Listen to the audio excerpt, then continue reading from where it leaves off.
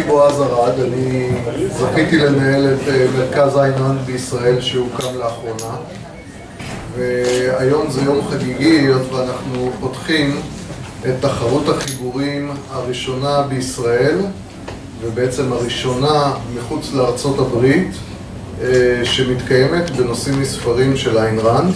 מכון עין רנד בארצות הברית מקיים את התחרות הזאת מזה יותר מעשור בהצלחה רבה, ותחרות שהגיעה לעשרות אלפי חיבורים בכל תחרות. אנחנו מצפים להתמודד איתם בהצלחה רבה ותופסים כעת את המומנטום. קודם כל אני רוצה להודות לכל מי שהגיע, ובמיוחד למורים ולחברים הצעירים שכתבו חיבורים והגיעו, וזה לא מובן מאליו. כששיווקנו את התחרות הזאת לבתי הספר, נתקלנו במבטים כאלה נדהמים. מישהו יקרא כזה ספר היום בתיכון? איך ייתכן? וכמו שעין רנד כתבה על עטיפת הספרים שלה, העובדה שהספר הזה נכתב מוכיחה שיתכנו אנשים כאלו. והעובדה שאתם נמצאים פה היום גם מוכיחה שבהחלט לא כיוונו גבוה מדי, אבל זה היה בהחלט אתגר. אנחנו יודעים מהניסיון בארצות הברית שעל כל אחד שכותב חיבור יש הרבה שקראו ואפילו לא הגיעו לכתוב חיבור. שלא לדבר על להגיע לקצה הדירוג ולהימנות על 8 החיבורים הראשונים, שאת התעודות הציון לשבח עליהם ואת הפרסים אנחנו נעניק היום. אני מתכבד לקרוא לעורך דין ליבי מולד, מה? קודם זה?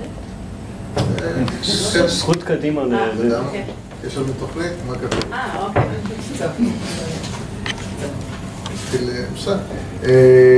אני מתכבד, התוכנית שלנו, ואני אגיד אותה בעל פה, תתקני אותי אם אני טועה. התוכנית שלנו היא לקרוא קודם כל 5 הציונים לשבח, שזכו בציון לשבח עבור החיבור שלהם, ולאחר מכן לזוכים. ליבי מולד תציג אותם ותקרא להם. לאחר מכן נזמן את זאב גולן לשאת דברים בשם ועדת השיפוט, שנמנו אליה אנשים מכובדים שתוכלו לראות את כולם באתר האינטרנט של המרכז. זאב גולן הוא מנהל המרכז ללימודים לחקר שווקים, המכון לחקר שווקים, בירושלים, ומנהל המרכז למדיניות ציבורית במכון. היה לי הכבוד לעבוד תחת ניהולו במשך 2 ולכתוב ניירות עמדה לקידום השוק החופשי והחירות בישראל, וראיתי את העבודה היפה שהוא עושה שם, ואני מתכבד בכך שהוא הצטרף אלינו לצוות השיקות של החיבורים פה. ולאחר הנאום של זאב אנחנו נצא לכמה דקות הפסקה ונזמן את דוקטור אנדרו ברנשטיין, שהוא מרצה לפילוסופיה באוניברסיטה בניו יורק. את התואר השלישי שלו הוא עשה בפילוסופיה. הוא כתב מספר ספרים בנושא קפיטליזם, שאחד מהם נמצא מאחור על השולחן, הוא נקרא המניפסט הקפיטליסטי. אתם תוכלו, הזוכים המאושרים יוכלו לרכוש את הספר ולקבל גם חתימת מחבר פה. והוא ייתן לנו הרצאה, הוא בין השאר מומחה בתחום הספרות, הוא ייתן לנו הרצאה על הפאונטנד, על הספר כמעיין המתגבר, מנקודת ראות פילוסופית, מנקודת ראות של הפילוסופיה של עין רנד, ואני בטוח שהוא יוסיף עוד להעשרה שהתלמידים שכתבו חיבורים נהנו ממנה. אז אני מודה לכולם ומזמין את ליבי. תודה רבה.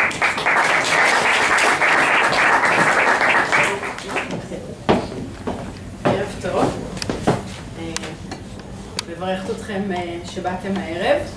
אני אתחיל ישירות בלהזמין את חמשת הילדים שזכו בציון לשבח.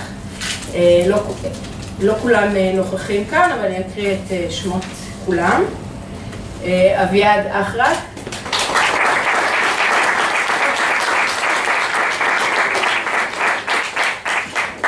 יובל ריצקר,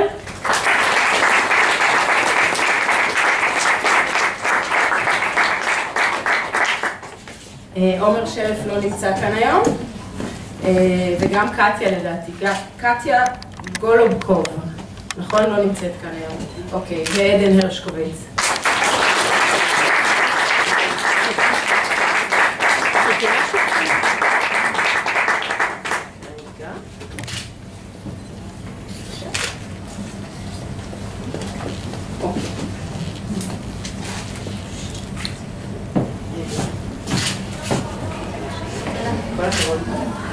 הנה, צילום. יובל. כל הכבוד. אני אקבל בדור ואביעד.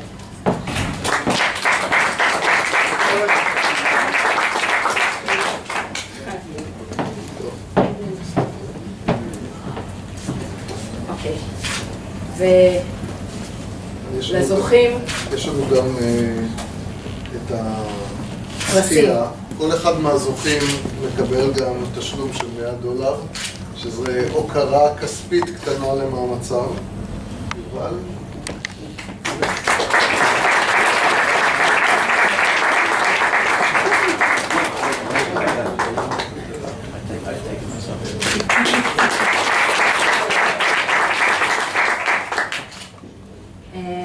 אוקיי, ונעבור לזוכים במקומות הראשונים.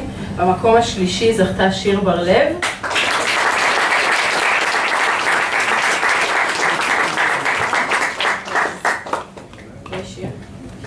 רגע, אנחנו רוצים לצלם אותך עם התעודה.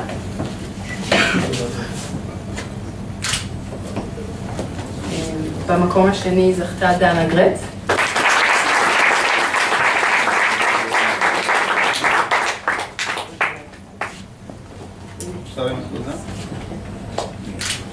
ובמקום הראשון, איתמר אלקיים.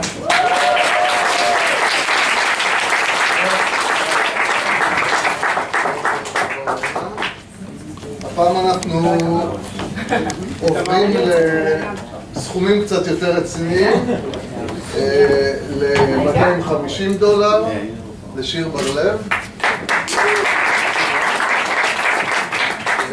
$500 לדנה גרץ,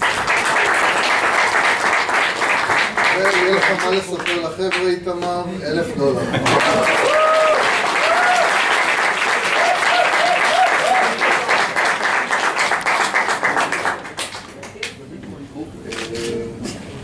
להזמין קודם את זה כולם, ואז את הילדים לדבר? לתת להם את זה. אוקיי, אז איתמר ואחר כך דנה. אוקיי. אנחנו הצענו לחלק מהזוכים לומר כמה דברים על החוויה שלהם, ורשות הדיבור לך איתי. תודה רבה. לפני בערך שבוע בועז ביקש ממני לומר כמה מילים פה היום, ולמרות המאמצים שלי לשכנע אותו שזה לא רעיון מדהים, פה, אז מי שמצפה לאיזה נאום קורע לב צפוי להתאכזב.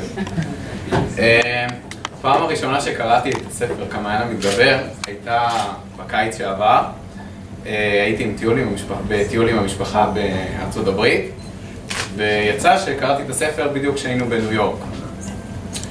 ואני זוכר שקראתי את הספר, תוך כדי זה יוצאים החוצה, מטיילים בניו יורק, למרות שהיום כבר יש בה הרבה יותר בניינים מודרניים, אז אפשר ממש לראות כמה בניינים, בדיוק על מה שהספר מדבר, כמה בניינים תלושים, לא קשורים. זה היה ממש חוויה פוקחת עיניים, ולאט לאט אתה רואה כמה הספר פוקח לך את העיניים בכל כך הרבה תחומים אחרים.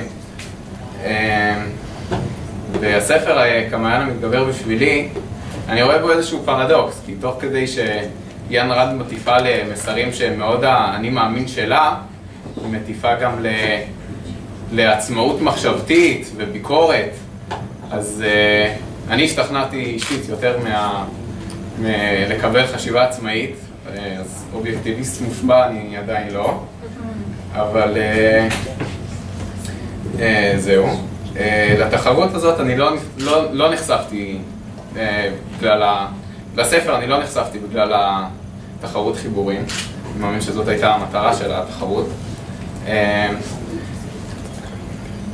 אני בטוח אבל שהמון אחרים כן נחשפו בזכות התחרות. הספר המתגבר המתגבר הוא ספר חובה בעיניי לקרוא, בעיקר לילדים בגיל שלנו.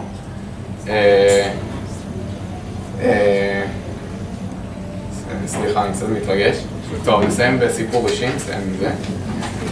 היום בבוקר הייתה לי בגרות בעל פה באנגלית, והבוחנת שאלה אותי קצת על עצמי, מה אני עושה בחיים וזה, איכשהו זה התגלגל לזה שאני מגיע לכאן היום, וברגע שהיא שמעה את זה הבנתי שהבגרות מתגלגלת בכיוון הנכון.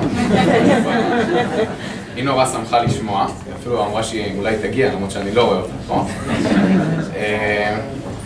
והיא סיפרה לי שכשהיא הייתה נערה היא קראה את הספר, וכמה מהפכני הוא היה בשבילה כשהיא קראה אותו. וחשבתי על זה בדרך לכאן, והבנתי כמה הספר הזה הוא לא מוגבל, לא בזמן ולא במקום, ואני חושב שזה כל היופי בו, כמו כל יצירה גדולה. לסיום אני רוצה להודות לבועז ולליבי על הארגון והיוזמה המדהימה של התחרות. וזהו, תודה רבה לכולם.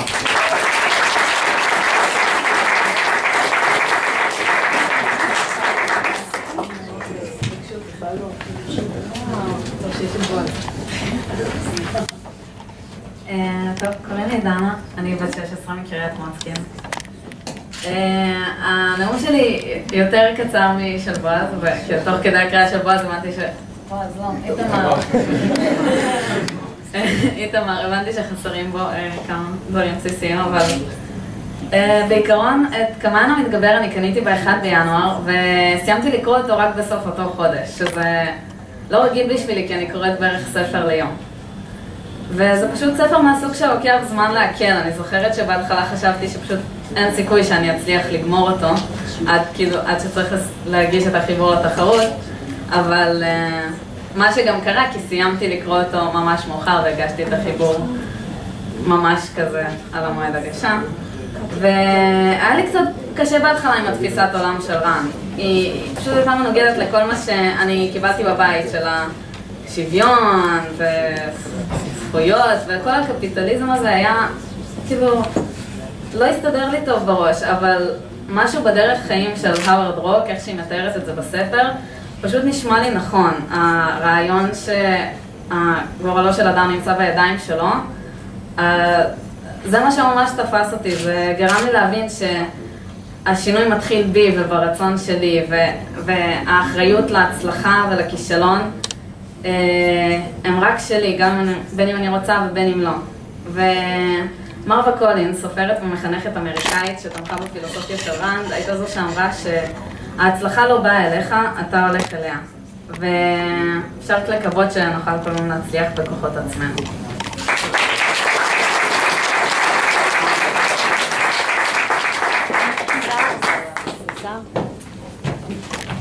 בינתיים, תוך כדי דיבורם של איתמר ודנה, הצטרפה אלינו קטיה, אז נברך גם אותה על זה שזכתה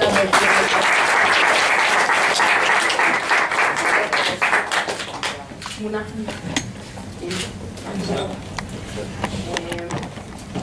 ועכשיו אעביר את השרביט לזאב.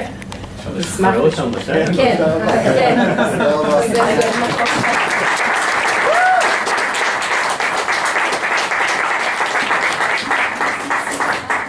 תודה רבה.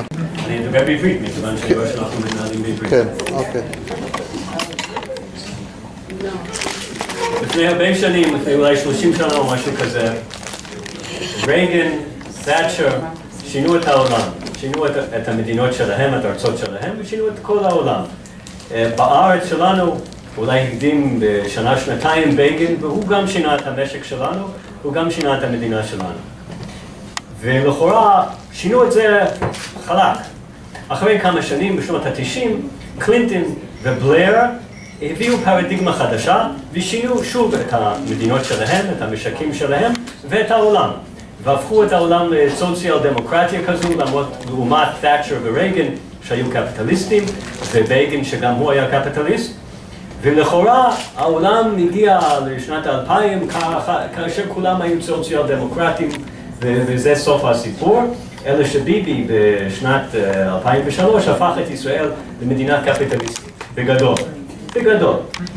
ולכאורה אנחנו כבר לא היינו סוציאליסטים, אלא שכעבור מספר שנים, 5-6 שנים, ביבי הפך את המדינה שלנו למדינה סוציאליסטית לגמרי, וכל מה שהוא עשה בשנת 2003 עד 2005 הלך, כמו שרבין אמר, פייפן, ולא נשאר זכר, ואנחנו היום סוציאליסטים. למה אני מספר לכם את כל הגלגולים האלה? זה לא חד גדיה, אלא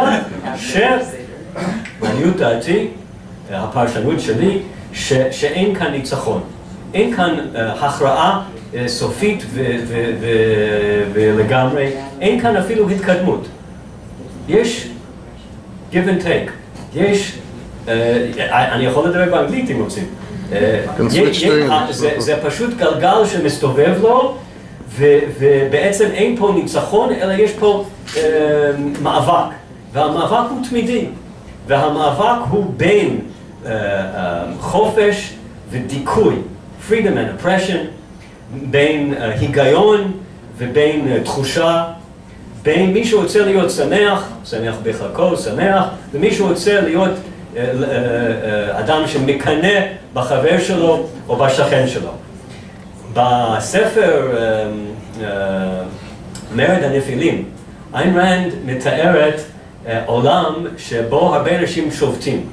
הרופא שובת, הבנקאי שובת, השופט שובת, ולכאורה אפשר לומר שהדבר אבסורדי. למה שבנקאי ולמה שרופא ולמה ששופט ישבתו? והיא מסבירה באותו ספר, שלפחות באותם הדמויות בספר, שופטים, היא מסבירה הבנקאי למה הוא מיידס שובת, מכיוון שהממשלה אמרה לו למי להעניק את הכסף שהופקד אצלו. אנשים הפקידו כסף אצלו, בהנחה שהוא ישקיע את הכסף בצורה חכמה וטובה ויעילה, והממשלה אמרה, לא, אנחנו רוצים שאתה תיתן את זה למי שלא הרוויח את הכסף, מי שלא יכול להרוויח את הכסף, מי שלא ראוי לקבל את הכסף, תנו להם את הכסף.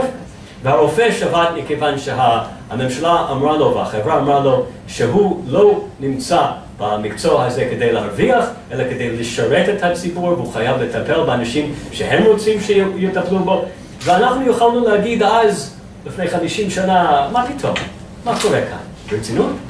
אבל הנה, לפני שנים מעטות מאוד, הבנקים בארצות הברית התמוטטו בשביל הסיבה הזו, משום שהממשלה הורתה להם לתת את הכסף לאנשים שלא מסוגלים להחזיר את הכסף. ואנחנו קראנו רק לפני שבוע שבערך 15% מהרופאים בישראל עוזבים את ישראל. וכן הלאה. המאבק לא הסתיים ולא התחיל כשאיין רנד תיארה את המאבק בשנות ה-50, ולא מסתיים עכשיו.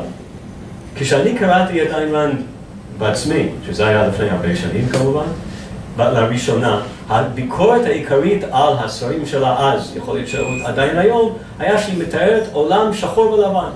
יש שחור ויש לבן, ואין משהו באמצע. ואין פשרה, ואין אפור, ואין מקום שאנחנו לא יודעים, יש שחור ולבן. זו הייתה הביקורת. ואני, המסר שלי עכשיו לצעירים שהשתתפו בכתיבת החיבורים האלה, ואלה שזכו ואלה שלא זכו, ואלה שבאו הערב, המסר שלי הוא, נכון, שחור ולבן. כי הספר של איין רנד זה סקורקארד, זה רשימת השחקנים, שתדעו מי הוא נגד מי, מה עומד להכרעה, מה כאן במאזניים. ואנחנו מדברים או על חופש או על עבדות. או שאנחנו רוצים, או שאנחנו אחראים לעצמנו ורוצים להיות אחראים לעצמנו, או שאנחנו מה שאיין רנד קרא the second handers, שאנחנו חיים עם הדעות של אנשים אחרים, בשביל אנשים אחרים, על סמך אנשים אחרים, ולא על סמך מה שאנחנו רוצים. אתם לעולם אני מדבר על האנשים שכתבו את החיבורים, האחרים פה יכולים להאזין. אתם לעולם לא תהיו שמחים, לעולם לא תהיו מרוצים, אם אתם דואגים יותר למה שיש לשכן במקום למה שיש לעצמכם. אם אתם מקנאים בו, שונאים אותו, חושבים עליו, במקום להיות מרוצה עם עצמכם ולחשוב על מה שאתם רוצים, אתם לעולם לא תגיעו לשמחה. כל התקשורת בישראל, הרוב בעולם, מכוון אותנו לשנאת הזולת, לשנאת העשיר, המצליח. זה מה שאיימן מתארת וזה מה שקורה היום. לא תמצאו עיתון בארץ שלא עושה את זה. אם תיפלו בפח ותחשבו כל הזמן, יש לו יותר ממני, איך הוא הגיע לזה, למה יש לו יותר ממני, צריכים להוריד ממנו. אם חושבים בכיוון הזה, לעולם לא תגיעו לאושר. וזה נהדר, כשאני קראתי את החיבורים, זה היה נהדר לראות שיש אנשים שקוראים ומבינים שזה הרעיון המרכזי. שמבינים את הטיב של המאבק. עכשיו, בין החיבורים היו כמה דברים שלא הסכמתי איתם, זה לא אומר שהחיבור לא היה טוב. היה אחד שכתב שרורק ידע שהוא הצליח, מכיוון שקיטינג בא אליו לבקש סיוע. והיה מישהו אחר שכתב שרורק הצליח, לא, שרורק רצה להרוס את קיטינג. וזה לא נכון. ושוב, אני אומר את זה, אני מאוד מעריך את החיבורים, וזה לא פוגם בעצם הבנת הרעיון, אבל זה פשוט לא נכון. רורק בכלל לא חשב על קיטינג. שאלו אותו, מה אתה חושב על כך וכך? הוא אומר, אני לא חושב עליך. זה לא בראש שלי. הוא חשב על עצמו, הוא חשב על הערכים שלו. למה הוא הצליח? הוא הצליח מכיוון שהוא אף פעם לא התנגש בערכים שלו, אף פעם לא סתר את הערכים שלו. הוא ידע מה שהוא רצה. זה לא חשוב אם הוא בנה בניין אחד או 20 בניינים, או הוא עבד עם מחצבה. גם הוא עבד במחצבה, הוא היה שלם עם עצמו, בשביל זה הוא היה הצליח, בשביל זה הוא היה מאושר. עכשיו, בארצות הברית, גם אם אנשים חושבים אחר וגם אם אנשים רוצים להתפשר ורוצים לעשות משהו אחר, הם מיליונים קראו את הספרים האלה. מיליונים. ועשרות מיליונים. והם יודעים בדיוק מה עומד על הפרק. גם אם הם יתפשרו בהמשך, גם אם הם לא מסכימים, הם יודעים מה עומד על הפרק. ובשביל זה אני כל כך מעריך את מרכז איינמן בישראל ואת מכון איינמן בארצות הברית, the Ironman Institute and the Ironman Center in Israel, שערכו את התחרות הזו ושמעודדים אנשים לקרוא את הדברים ולהבין מה עומד במאזניים. מה שעומד במאזניים זה בעצם מי יהיה אחראי, מי שאחראי לאוכל שלכם, למזון שלכם ולבריאות שלכם ולחינוך שלכם ולדיור שלכם ולהחלטות הדתיות שלכם, זה לא את, זה לא אתה וזה לא את, אלא זה הממשלה או מישהו אחר, אז אנחנו עבדים, אנחנו לא אנשים חופשיים. ואני חושב שאנשים שזכו מבינים את הדבר הזה, ואני מקווה שאתם תספרו לחברים שלכם על החוויה שבקריאת הספרים האלה, ותחלקו את הספרים האלה כמתנות, או תעודדו אנשים לקרוא אותם, שגם הם יבינו, ושהם יבינו שהזכות להיות אדם מאושר, והזכות להיות חופשי, זה לא זכות שהממשלה מעניקה לכם או שהחברה מעניקה לכם בתמורה למשהו, שאתם תורמים או נותנים או מתחייבים למשהו, אלא זה זכות שלכם בתור בני אדם, נקודה. ואני מודה לכם מאוד.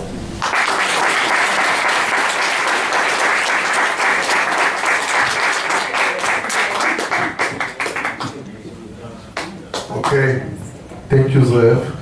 We'll switch to English because we are about to take a 5 minutes break.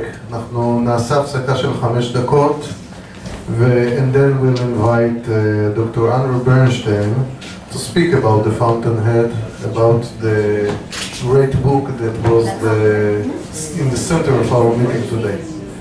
Thank you very much.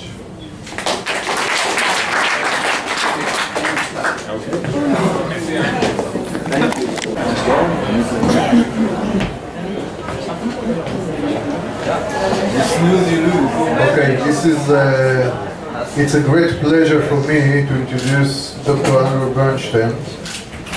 As I told you, author of several books about capitalism and about the Ayn Rand literature.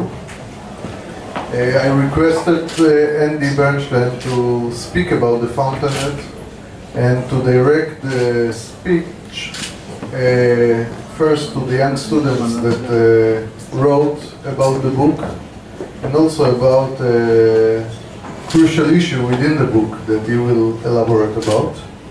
Dr. Bernstein earned his PhD in philosophy in New York University, and he is a frequent speaker in objectivist conference and in many campus clubs in the United States and in Europe.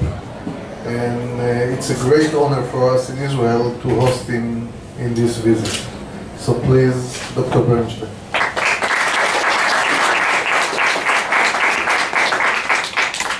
Thank you. Can everybody hear me? Yeah. I'm just a kid from Brooklyn, so I tend to get excited and speak quickly. And since I speak English with a Brooklyn accent and you speak it with an Israeli accent, that makes it a little difficult, so I'll try to slow down. Now, the theme of the Fountainhead is the virtue of independence in thought and action, or the moral goodness of thinking for yourself and then acting on that. But I want to talk about a closely related, very important moral principle that Ayn Rand presents in the Fountainhead, and that is selfishness. Because Ayn Rand later on, Just get closer to the microphone. I can see that. רגע, אני אגביר טיפה? להגביר? כן, וואלה.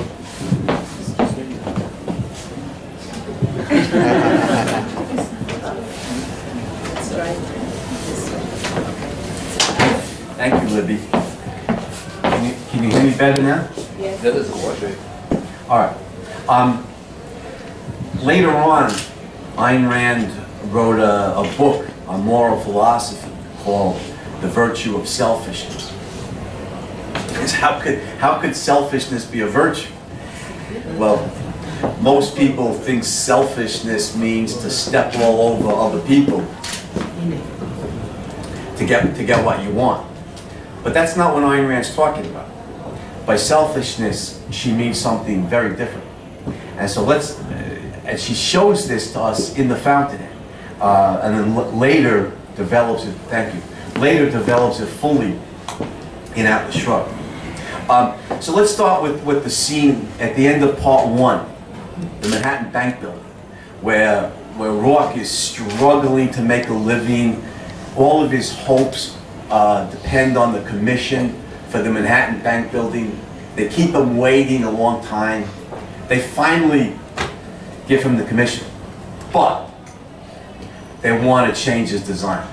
They want him to compromise on the integrity of his design. He refuses to do it. They ask him, do you have to be so fanatical and selfless about it? About his dedication to the perfection of his design? Do you have to be so fanatical and selfless? And Rourke says, what? Fanatical and selfless. And he pats his drawings to his side and he says, that was the most selfish thing you've ever seen a man do.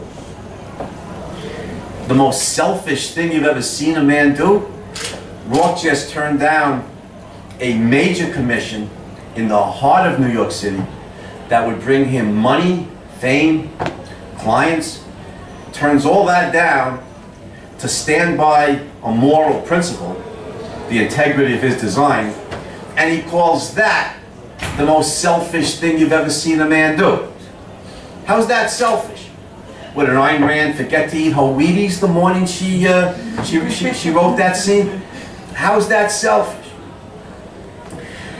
Now this is a fascinating question that she raises in the Fountainhead, because she says, in effect, that Rourke is selfish and Peter Keating, on the other hand, is selfless.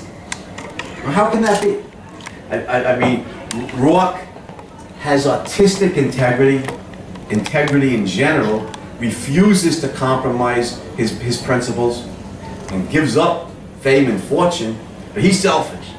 Keating, who lies, cheats, steals, practically murders poor old Lucius Hire in order to climb to the top of corporate America, and he's selfless? Interesting. The great British playwright George Bernard Shaw was famous for taking the conventional moral code, the moral code generally accepted, and then turning it upside down in his dramas. Nobody does that as well as Ayn Rand, as well as she's done it here. So in what sense is Rourke selfish and Keating selfless? That's what I want to discuss tonight. What is the virtue of selfishness? What does it mean to be selfish? That's the question that she's raising here in this scene and throughout the novel. What does it mean to actually be selfish? Now, a literal definition of the term selfish simply means to care about oneself, to be good to oneself, to take care of oneself. But what is oneself? What is the essence of an individual self? What makes myself different from Boaz or Libby or Ephod or anybody? Now, at one level, we're bodily, differentiated from each other. But if that's the only difference, then that'd be a very superficial answer. No, Ayn Rand says the essence of a person's self is his or her values. Your values. But what are values? Now, clearly at one level, your values are those things you consider valuable. But that's using the term being defined in the definition. What are values? Simply put, your values are those things or persons that you consider of great worth, that are important. Those things you're willing to work hard to gain and or keep. Ayn Rand defines values as that which one acts to gain and or keep. I'll repeat that. She defines values as that which one acts to gain and or keep. So whether you value an education or a career in a particular field, or this man or woman, or your children, or whatever it is, your values are those things sufficiently important to you to impel you to goal-directed action, to take action to gain and or keep. Notice the definition of values, those things one acts to gain and or keep. The key word there is acts, to take action. Because I might dream about, oh, if I had $5 million, how many shekels is that? Enough. A lot, yeah, a lot. 20 million. I had 20 million shekels. What I could do with my life would be so great. But if all I ever do in action is just lie on the beach down here in front of the Dan Panorama Hotel, and watch the girls go by, and if that's all I do, then the 20 million shekels it's a dream, it's a fantasy, it's a wish, but it's not a value. What would transform that into a value is if I got up off my rear end, got a job, started to make some money, worked out a budget so I could save some of that money, got a second job, saved that money, and over a period of years built some wealth, created wealth. So then you could say wealth is a value for this person. He's working hard, he's living on a budget, he's saving money, he's investing, tracking his investments, he's taking positive actions to create wealth. A value is always the object of an action.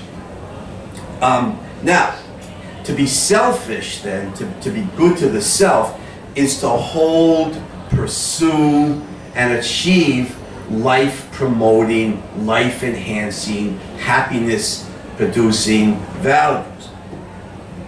The question for us then, when Rourke says that was the most selfish thing you've ever seen a man do, the question becomes, what are Rourke's values? And Ayn Rand could not make it clearer in the book what Rourke's primary #1 value is. I mean, architecture. Well, as he puts it to Dominique, my work done my way. A certain kind of building that Rourke wants to design. We'll call it architecture as a catch-all phrase, but my work done my way spells it out for us very clearly. Rourke lives, sleeps, breathes, eats his kind of building. What does Austin Heller, the journalist, say to him at one point? He said, I know you would sell the soul you haven't got for your kind of building. Sell the soul you haven't got. That's a great that's funny. But there's the primary value in Rourke's life. I mean, on a personal note, I just want to say that Rourke's love of his career, everybody here knows the difference between a job and a career.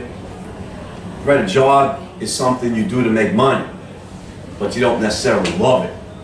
But a career, you make money that way, but in addition, it's something that you love. It gives meaning to your life as well as money. Meaning, purpose, passion. Rourke has a career. He loves it. And for me personally, I read the book at 16.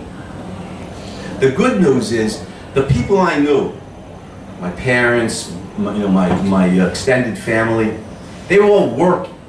They weren't bums or on welfare or anything.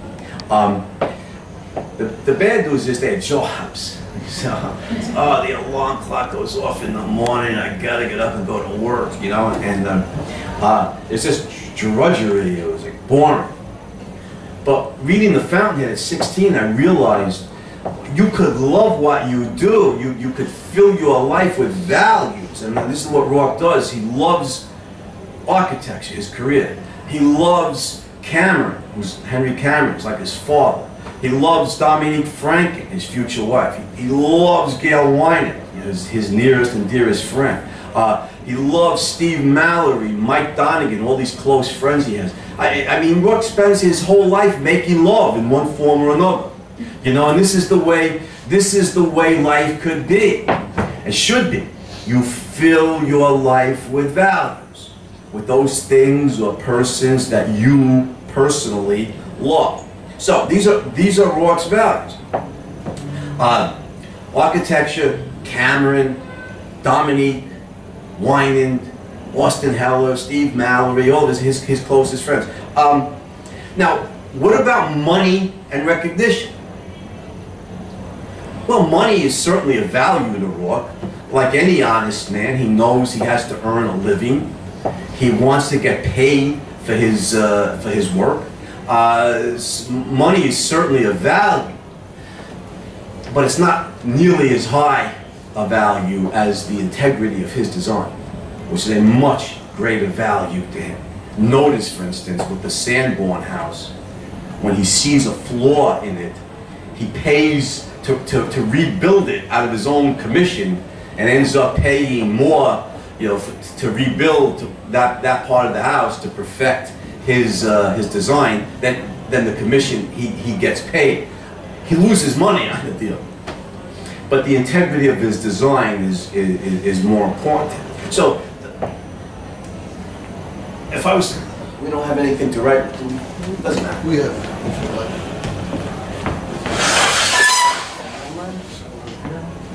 It's on this side.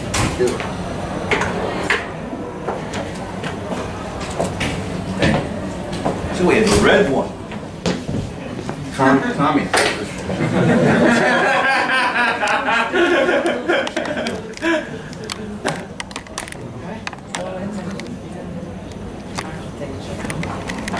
Does it right? Use the communist one. אתה רוצה שנכתוב בעברית? I'll tell you what it says rather than use the commie marker.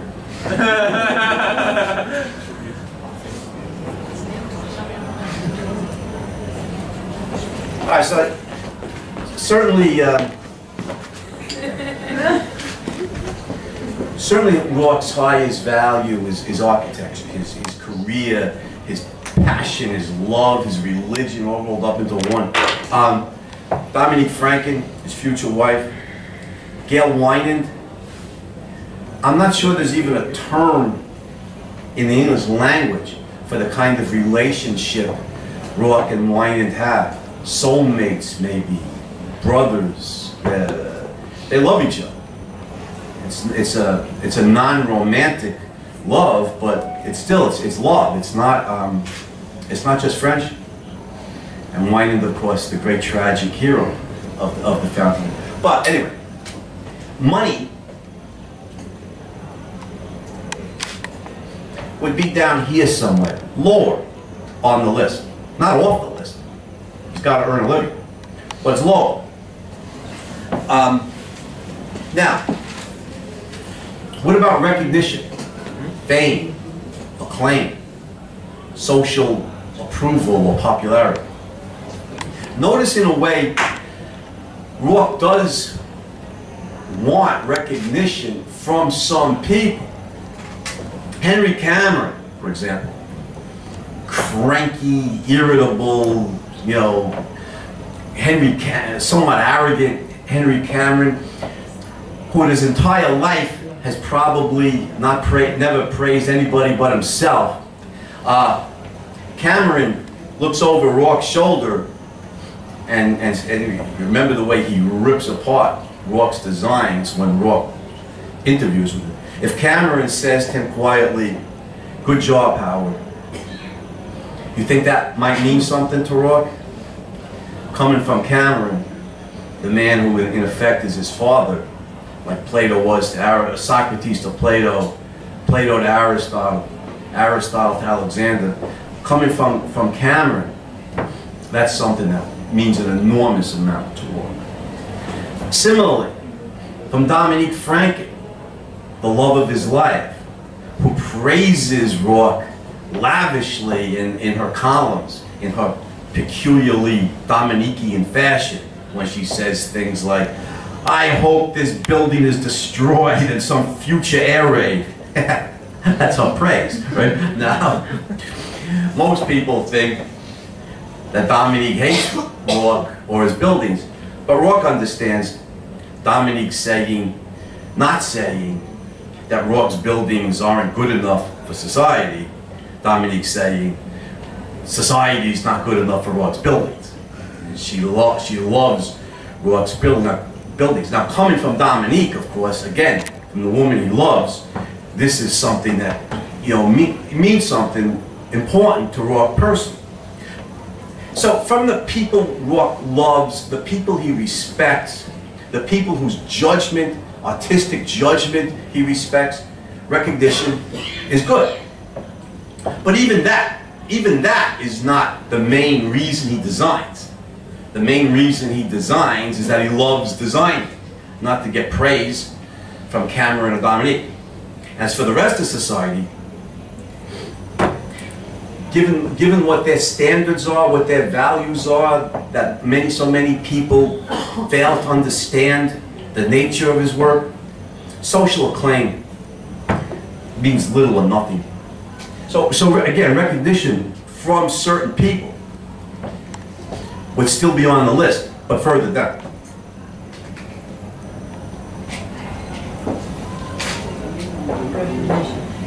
So money and recognition, or approval, or acclaim, would be on the list, but further down the list. They're not as high a value as his love of architecture. Now, so when Rourke says, you've just seen, when Rourke says, that was the most selfish thing you've ever seen a man do, you see what he's saying. You've just seen a man remain true in action to my highest value, my work done my way, the integrity of my design. This is vastly more important to me than these. You've seen a man remain true, one, in action, not just in talk, but in action, and two, under extreme financial pressure. He's got nothing in the bank. He's got to go work in a granite quarry now. Might take him years, as far as he knows at that time. It might take him years to save enough money to reopen his office. So, you've just seen a man remain true in action and under extreme financial pressure. You've seen him remain true to his highest value. And since Ayn Rand says yourself, myself, Rourke's self is defined by our values, you've just seen a man remain true in action to his heart, to his self. And that's what it literally means to be selfish, to be true to the self, to be true to your own personally chosen values, to those things which give life meaning, or give meaning, passion, purpose to your life. We have an educated audience here. I imagine you've read Hamlet or seen a production of it at some point. Famous line of Polonius to his son Laertes, "To thine own self be true, and it follows as the night the day that thou cannot then play false with any man." Famous line from Hamlet, right? To thine own self be true.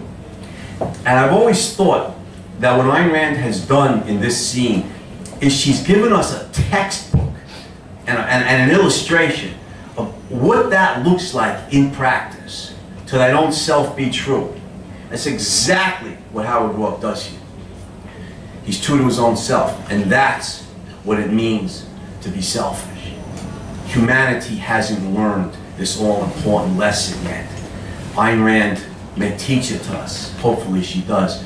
This is one of the reasons why I think, as a professional philosopher, that Ayn Rand is the greatest moral philosopher in history. She has revolutionized our understanding of moral philosophy.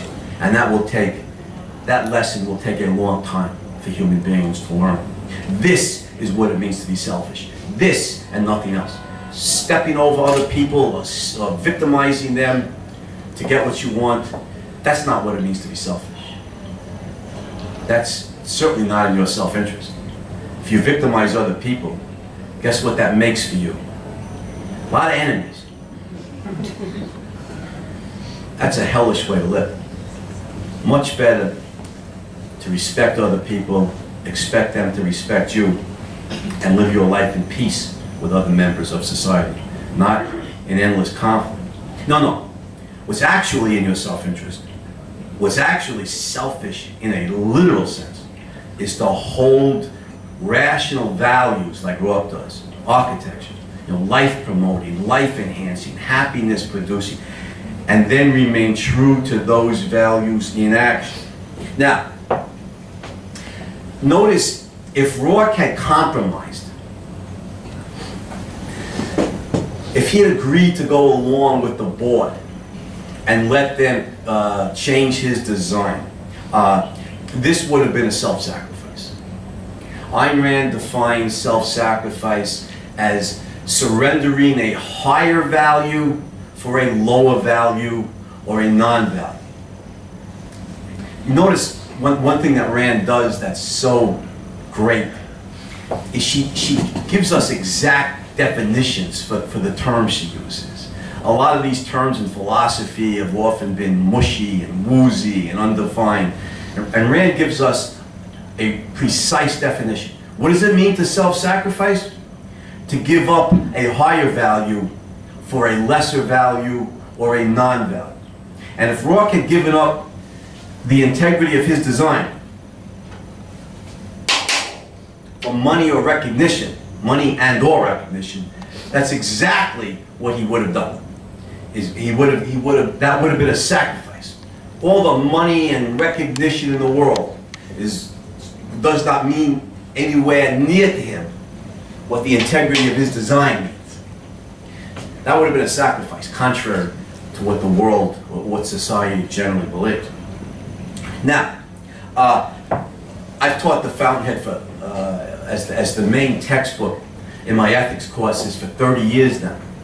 And good students will often ask me the question, it's a good question, why can't Rourke compromise just this once? Just this one time?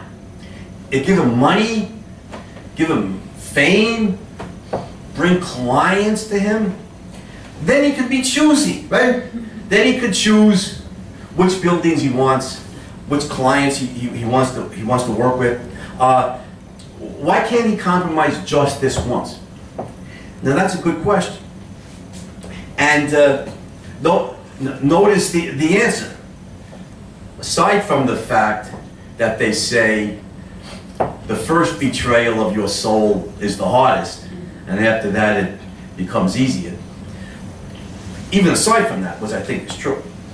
But ask a very practical question from Rourke's perspective. Will this make me happy? And I think the answer to that is no. First of all, whenever he looks at that damn building, whenever he looks at that building, whenever he looks at that building, the Manhattan Bank building, or even thinks about it, can it be with a sense of pride?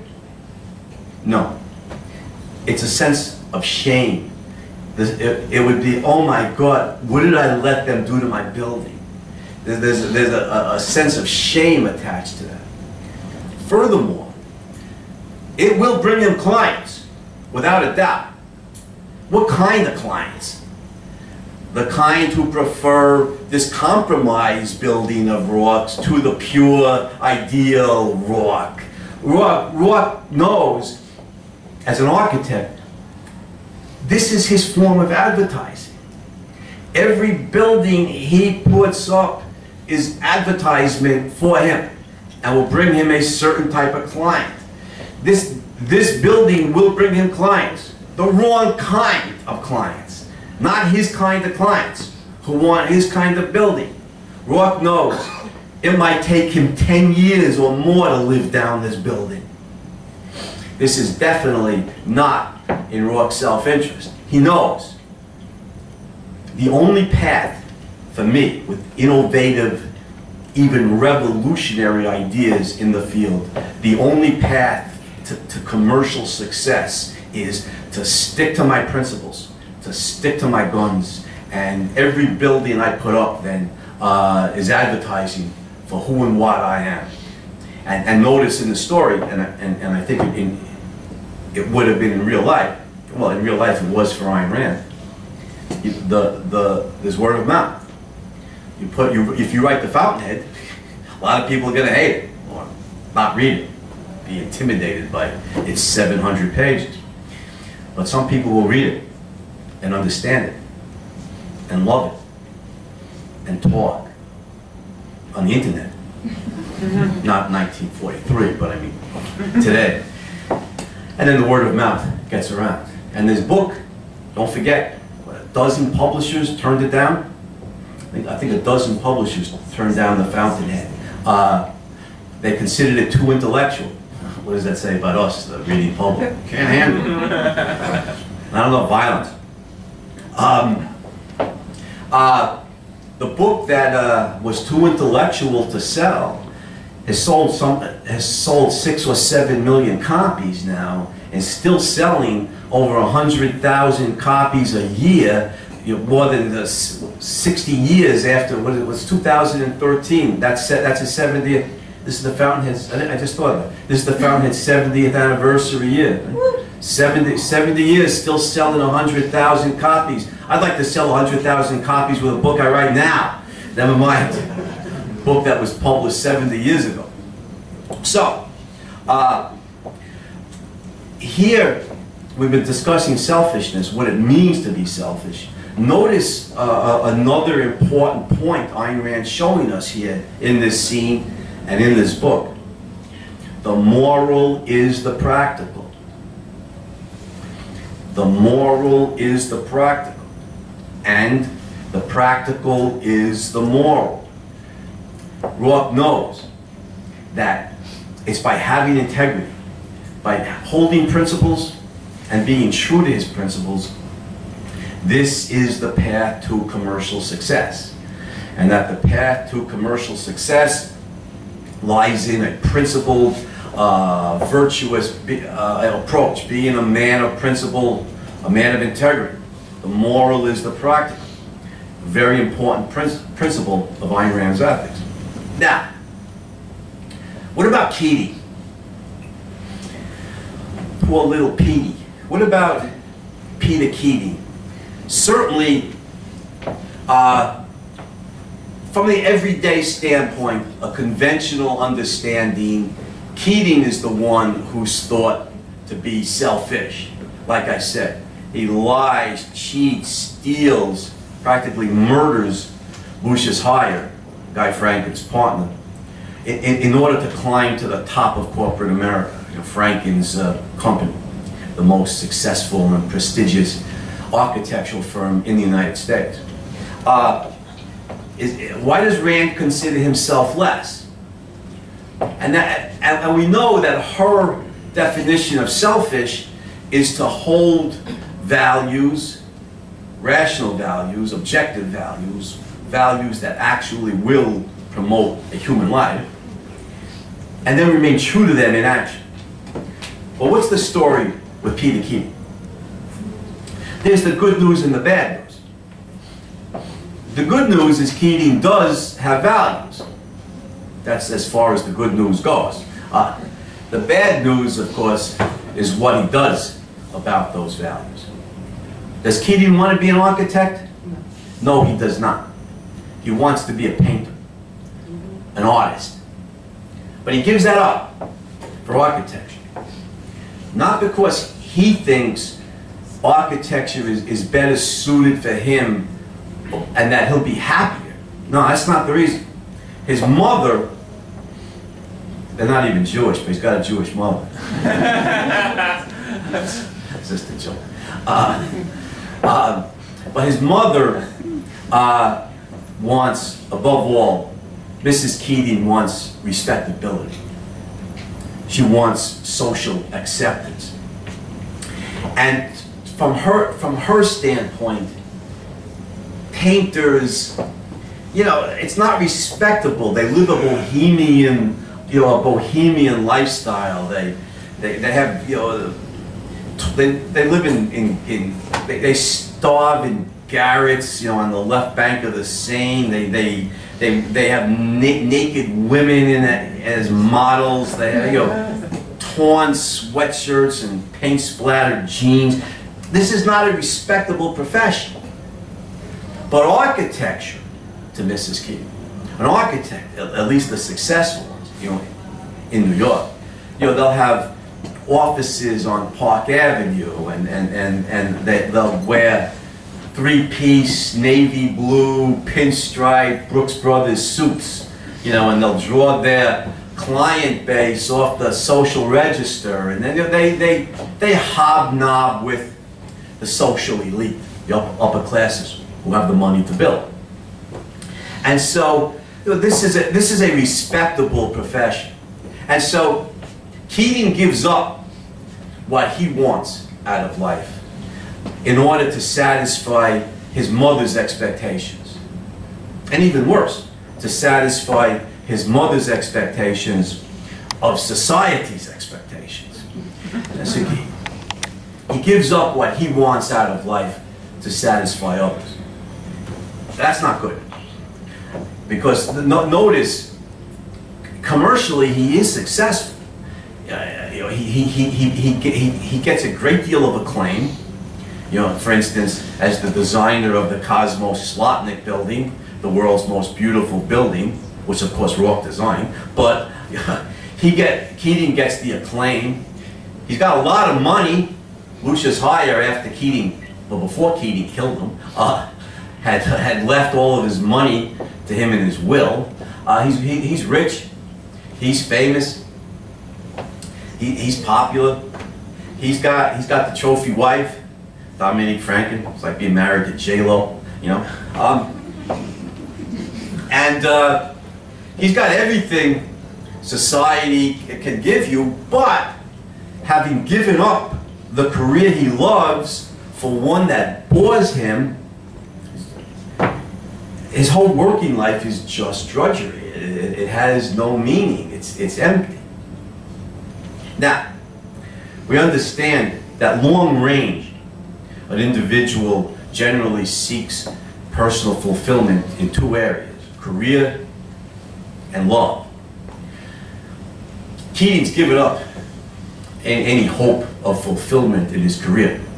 Notice, years later, he goes back to painting, to his abandoned childhood love after, I don't know, 30 years later. Any talent he might have had has just been killed by 30 years of self-betrayal. Any spark of creativity comes out of the self. And there's nothing in his self left unbetrayed. But, before I get to that, in love, again, there's the good news. He loves Catherine Halsey, and she loves him. And so Keating could and should marry Katie, and the two of them be happy together. They love each other. And notice the way Ayn Rand shows us Keating's love. He uses everybody. He wants to meet Ellsworth Toohey, the up-and-coming architectural critic, so he can, kiss up to the coming power broker in architectural criticism. Katie says to him, "That's easy, Peter. I'll introduce you to Uncle Ellsworth myself." And Keating says, "No, Katie, no. I don't want to meet him through you. I use people, and I don't want to use you in this way."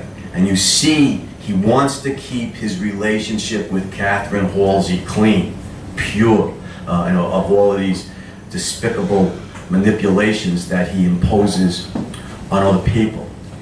He never hears Gail Winan say, and Keating never reads it, because Keating never reads The Fountainhead, I'm sure. That's a joke, you're supposed to let. It'd be hard for Keating to read The Fountainhead, right? Be the character in it. Anyhow, so he never hears Gail Winan say that love is the exception making. That's a great line, isn't it? Gail Winan says love is the exception making. And in many ways, including morally, I think, that when you do something for the person, you could do anything for the person you love, including risk your life. And it's not a sacrifice, because that person means so much to you. I mean, I have a 10-year-old daughter that my ex-wife and I adopted from China. And when you hear parents say, I throw myself in front of a bus for that kid. Well, I don't want to have to throw myself in front of a bus, because I still got books to write. But if that was the only way to save her life, then I would do it. Because, somebody, your child, your husband, your wife, or somebody means that much to you. You do it for that person who's so special to you, and because they mean so much to you, it's not a sacrifice. And so, Keating never hears that line. But notice, nevertheless, he lives that out for a while. Love is the exception making. He makes the exception for her. Nevertheless, Dominique Franken, early in the story, he proposes to her, right? I mean, she is the boss's daughter, after all. And the major stepping stone in his career. Does anybody remember what her response to his proposal? Dominique says, "Peter, if I ever do something truly horrible that I want to punish myself for, I will marry you." So it was brutal. That's one of the things I always loved about Dominique. A lot of people don't like Dominique. I fell in love with her when I was 16. One of my students always hated Dominique. In class, she never called her by name. She never called her Dominique. She just called her Psycho Broad. But one of many reasons why I love Dominique, well, more than one. One, almost all of society praises Keating. They think he's great. He's charming and he's smart and he's good looking. And they think he's a great guy. Dominique sees the truth. She knows he's a lying, backstabbing, low-down, conniving snake. And she says it right to his face. Not behind his back. She tells him right to his face what she thinks. Now, Dominique comes to Keating the night before the wedding. She has done something she wants to punish herself for. She broke down on the witness stand at the start of trial. She wants to kill off in herself that idealism, that capacity to love a hero like Rourke, so that she won't feel the agony of watching society inevitably destroy him. And if you want to kill off a hero-worshipping capacity in your own soul, what better way than to be the wife of Peter Keating? Immerse yourself in the life of this low-down, conniving snake in the grass. So she says to him, Peter, you proposed to me once. Now's your chance. Take it or leave it. I'm reading the book and I'm screaming at Keating, send her away! Marry Katie, not Dominique. Rourke will be happy with Dominique, not you. Marry Katie. And the dumb schmuck never listens to me. He always does the same thing. Every time. Every time I read the book, he never changes. He never learns. He marries her every time. Now, why does he marry? It's the night before his wedding to Catherine Halsey. He practically leaves her at the altar. Why does he marry Dominique rather than Catherine Halsey? Does he love her more? No. Does he love her at all? No. Does he even like her? No, he's terrified of her. She speaks the truth to him. He who deals in endless lies. She speaks the truth to him. Right to his face. She's unafraid. He's intimidated by her. Now I'm confused. Why give up the woman you love in order to marry a woman who intimidates you, of whom you are terrified, and properly so? And he marries, the answer of course is, he marries Dominique for the same reason he becomes an architect, and that is to impress members of society, to impress other people, to win social acclaim.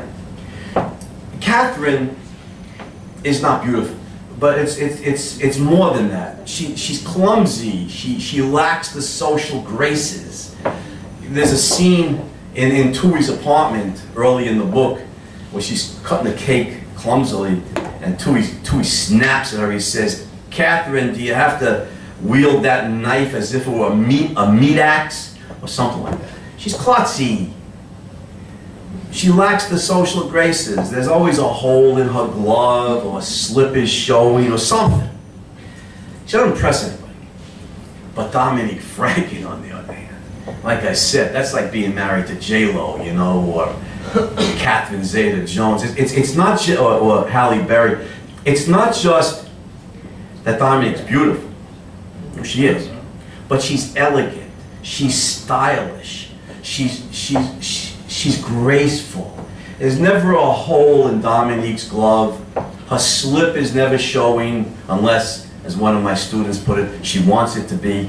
And when Peter Keating walks into Lutece or the Four Seasons, you know, or some five-star restaurant in New York City like that, with Catherine Halsey on his arm, nobody paying any attention.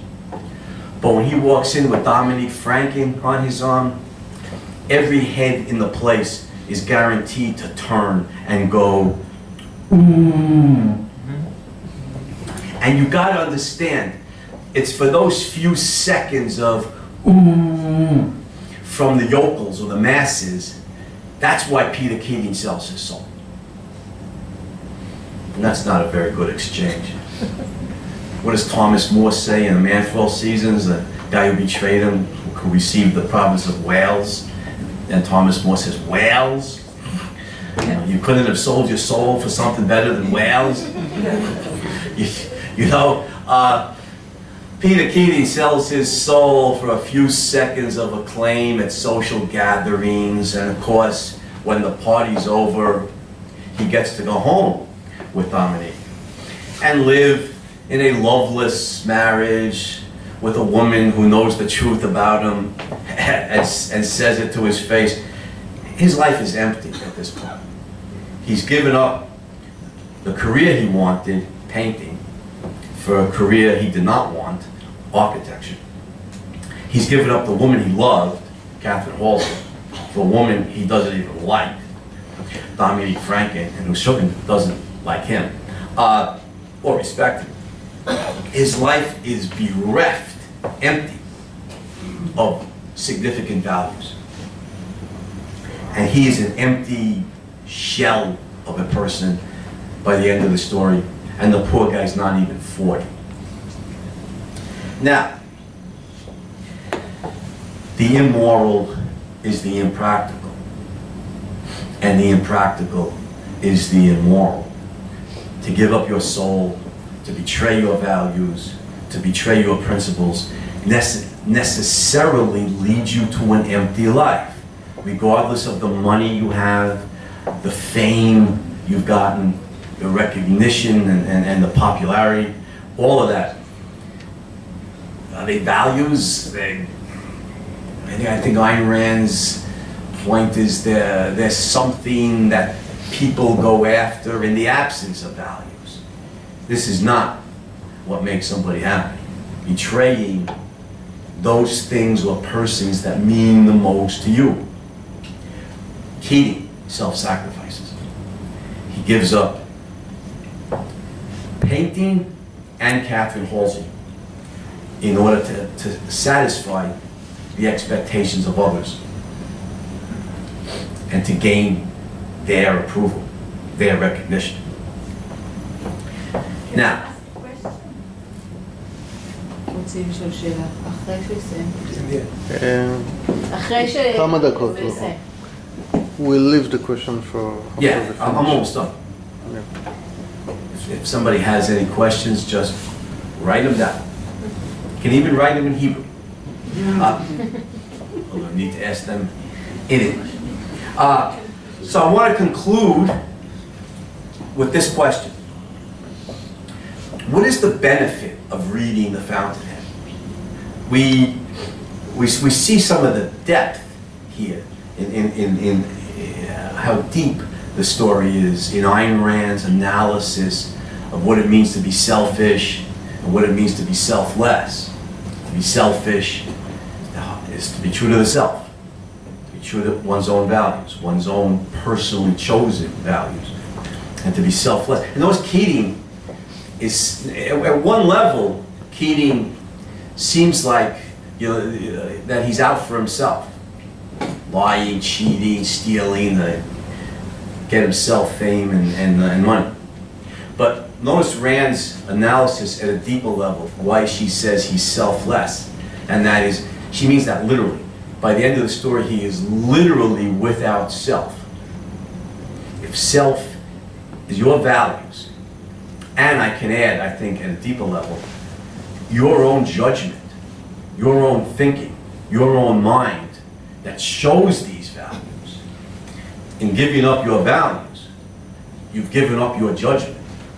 Your life is now ruled by society. It's ruled by others.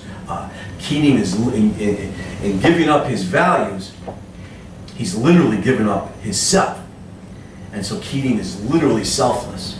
And this is why, by the way, at the end of the story, and at the end of the day, most readers, including me, we don't hate Keating. We hate Tui, who's a viciously evil power luster. We don't hate Keating, and Rourke doesn't either. We feel sorry for him. We feel sorry for Keating. Poor Peter Keating simply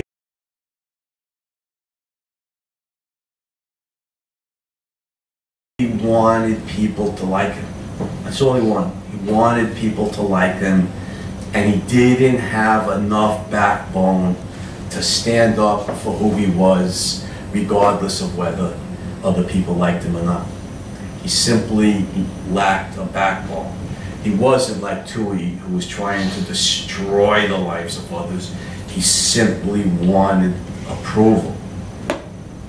If, you know, the phrase in English, if Tui asked Keating to jump, Keating's response would be, how high, right? How high? Just anything to get Tui's approval. Now, so Keating literally without self. Now, what's the benefit of reading The Fountainhead?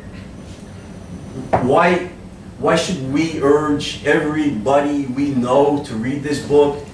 I've been using it as a textbook in moral philosophy classes for 30 years. I've had studied this book with literally thousands of students. I give it out to people. Recommend people to read it. Give them physical copies of the book. Why? Well, there's any number of reasons. The benefit. One, of course, is simply, this is a great story. This is great literary art. I think, in my aesthetic judgment, this is the second greatest novel ever written. And that being the case, was the greatest novel, for 14 years, was the greatest novel ever written from its publication in 1943 until the publication of Atlas Shrugged in 1957. This is simply a great read. And what I even tell my students at the start of the semester, you're going to moan when you see the size of this book. But by the end of the semester, you're going to thank me for assigning it.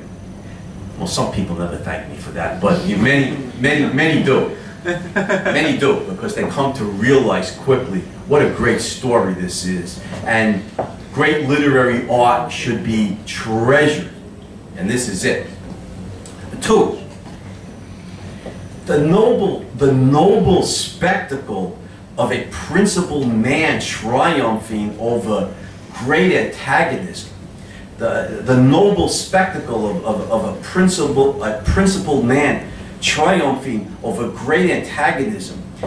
To live in such a universe for the duration of reading the book,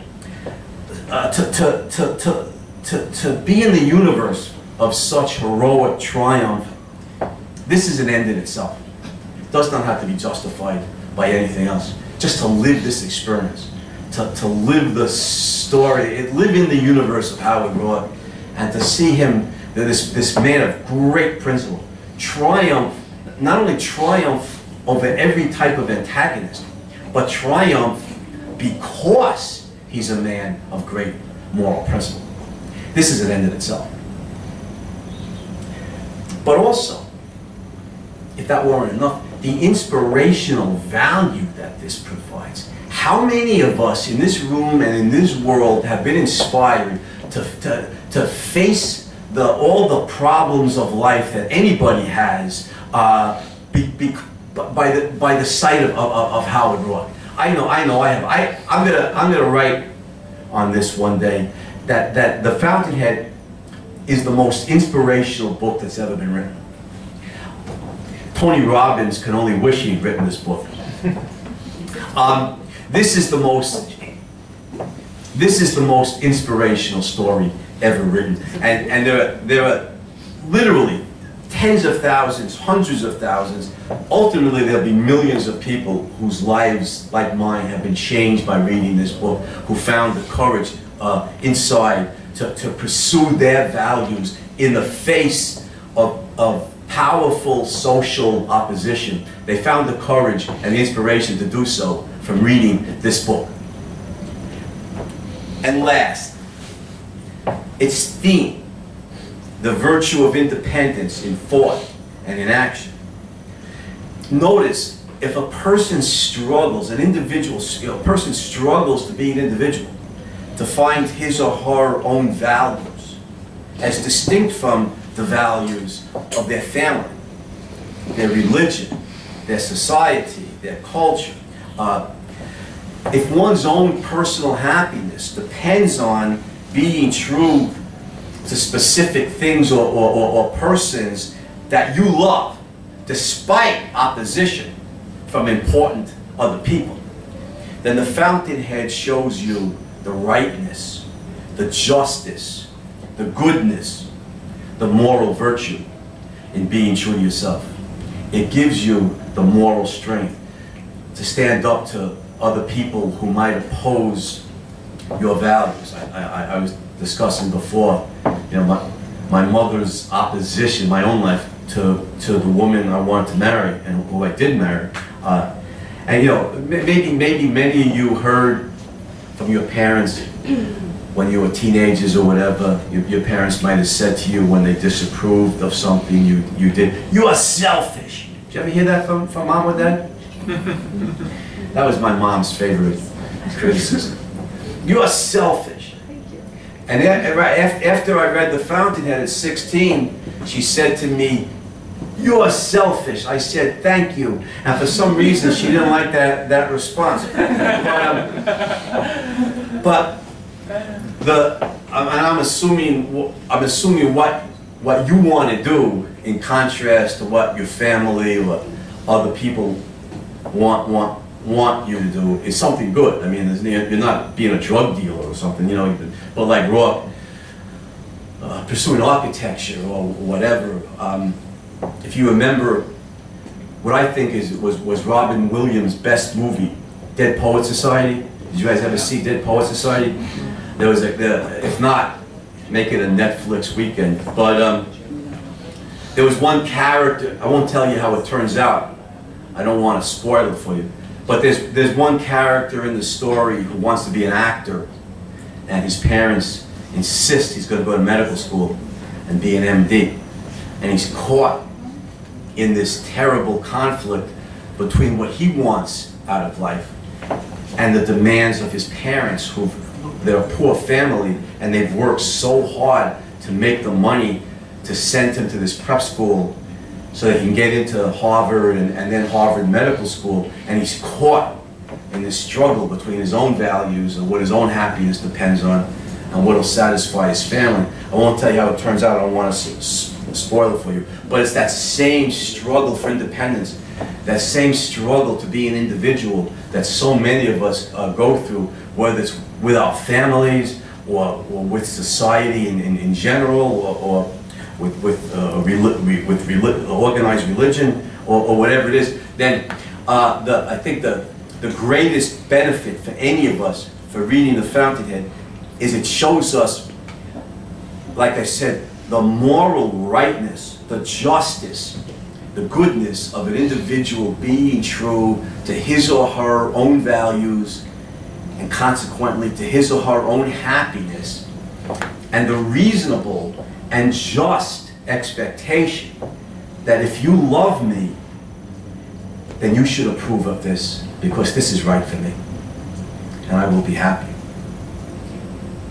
And anybody who loves me should rejoice in that. So, to conclude, this is the book that has given more people the moral courage, the inspiration to hold on to pursue their personal values than any book that's ever been written. That's why we should read this book and encourage everybody else to read it.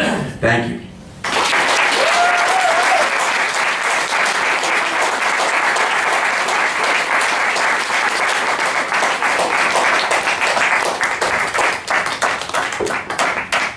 Bernstein over Israel tour rocks on.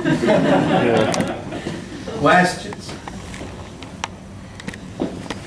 רציתי לשאול שאלה? Libby immediately takes charge like a good Jewish mother. Go ahead. the lecture is already over, but I wanted to back in while you were talking, saying that... no, Question, not lecture. Question is, how long did, though, his life last with the women he didn't love? How long did he asked how long his life lasted with the women יכולה he לשאול didn't love? בעברית, נתרגם לו? Oh, Katie? על מי את מדברת? על הקרקטר הזה איזה? שסיפר שהוא התחתן. How long did Keating's life last with I don't know if she read the book at all. Oh, how long did Keating's marriage to Dominique last? Was it 2.5 years? 2 years. In my opinion, he suffered, didn't he? Yeah. That's it. Yeah, the marriage to Dominique, Keating's marriage to Dominique lasts for 2 years, and it's a miserable 2 years because he's living in a completely loveless relationship, and the relationship is a fraud. But the more important point, of course, I mean, that's part of it, but also he's given up forever the woman he loved. He's lost her. So there's not only is he in a marriage with no love, but he's given up the one woman where the two of them really did love each other, and that is it's heartbreaking. It's tragic. It's a question? Yes. So it shows us the moral goodness and that it's good to be selfish, but does it show us the joy of selfishness? Oh, good question. I didn't hear. What did you say? Don't worry, because I will repeat it. She asked that the fountainhead shows us the moral goodness of being selfish. Does it show us the joy of being selfish? And yes, a couple of points. Notice, first of all, Rourke is the example of selfishness. Notice the intensity of his love for his buildings. There's one of the scenes, I think it's the house he designs for Austin Heller, his first building. And the construction workers are working on it, and he's at the construction site, like this. And the construction workers there poking each other. So look at this guy. He's in love with the building. He can't keep his hands off of it. And there's scenes. It's like he's making love to the building. You know, there are scenes in the novel when the Enright House is open, and the photographer from the New York Banner captures Rourke's joy in the photograph, and he shows it to the editor, and the editor throws it out, says, what's wrong with that guy? You know, that Rourke's face is so filled with joy at his building going up. And you know, similar scenes like that show, you know, the joy of being selfish in Ayn Rand's sense. And just the logic of it, of course, is how would anybody achieve happiness in this world? It would be by fulfilling their values, by holding on to whatever it is you love. You're in love with Nancy, or you know, with Tom, or Yitzchak, as the case may be. You know, you're in love with this person, and you have, you know, relationship. You marry the person you love. You want children. You know, when your first child is born, or you want to write a book, or you want to study biology, or you want a career in the field of computer science, or whatever it is. The way you gain happiness is by achieving the values, those most important values in the most important fields: education, career, romantic love, family, close friends. You know, this is the way you live joyously, is by fulfilling your values, never sacrificing or surrendering them. Sarah?